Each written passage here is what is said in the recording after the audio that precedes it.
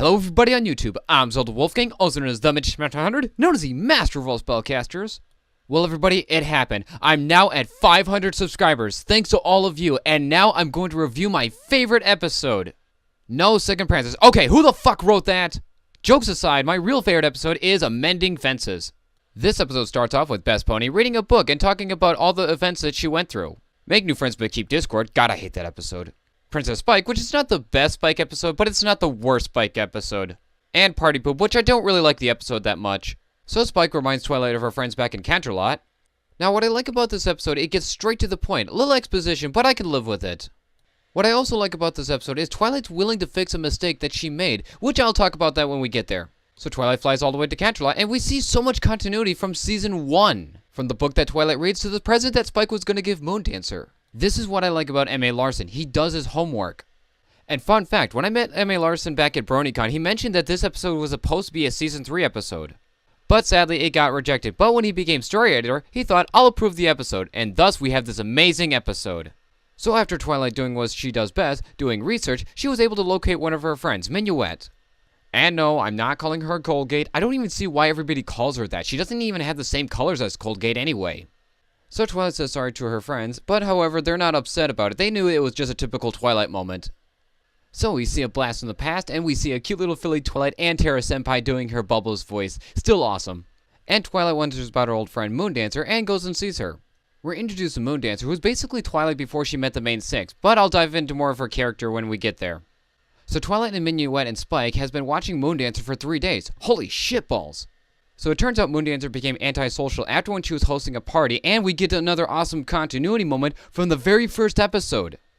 What I also like about this episode is Twilight's determination to make amends to an old friend. This episode is also a great example of how Twilight shows her title as Princess of Friendship, unlike another episode. So Twilight tries to get Moondancer's attention, but after a little magic, she was able to finally get her attention. After Twilight talks to Moondancer and convinces her to have dinner with her old friends, but Moondancer doesn't want nothing to do with them. Twilight gets discouraged, and we see somewhat a fantasy of what Moondancer's party was like and how she felt. Which I'll talk about that when we get there, but Twilight does come up with an idea for Moondancer. So Twilight gets Pinkie, and it turns out Pinkie Pie and Minuet know each other, and we get even more continuity moments from the Season 2 finale, since Minuet was one of Queen Chrysalis's bridesmaids. But I have a theory about Minuet and Pinkie Pie's relationship. What if Pinkie Pie inspired Minuet to be more energetic? But it's just only a theory. So Moondancer gets led to a party through a trail of books, but however she doesn't want nothing to do with the party, and Twilight tells her to give it a try. Now we're getting to the moment where Moondancer releases a lot of frustration. Now some people are thinking, but it was just a party, what's the big deal? Which is not about the party. It was never been about the party. It was the fact that Moondancer felt abandoned by her own friend. You see, as Minuet mentioned to Twilight, she was always been a little bit shy, and she threw a party to represent a celebration that she was finally coming out of her shell and being more with her friends. That's why she threw the party. But having one of her most closest friends not show up and then forgetting about her, that's pretty painful, which a lot can relate to. I especially. Now, I will say I understand that Twilight noticed a pattern that could lead to a disaster.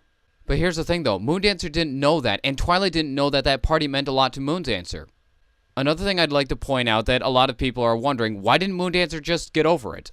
She could have been friends with the rest of the Unicorn Six, right? Well, put yourself in Moondancer's position. One of your friends left without saying goodbye to you, then forgot about you. What if your other friends did the same thing?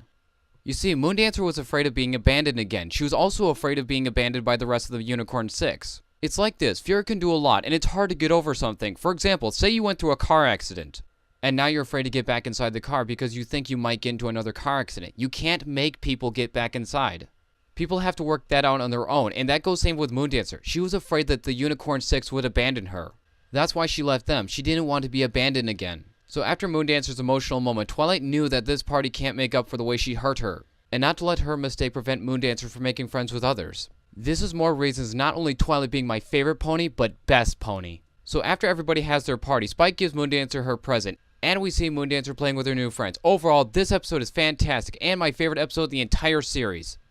I'm giving this episode my A+ rating, so that was my review. I hope you all enjoyed, and thank you all so much for helping me reach 500 subs. And let's hope we reach even further down the road. Thank you all so much for watching, and I hope to see you all in my next review.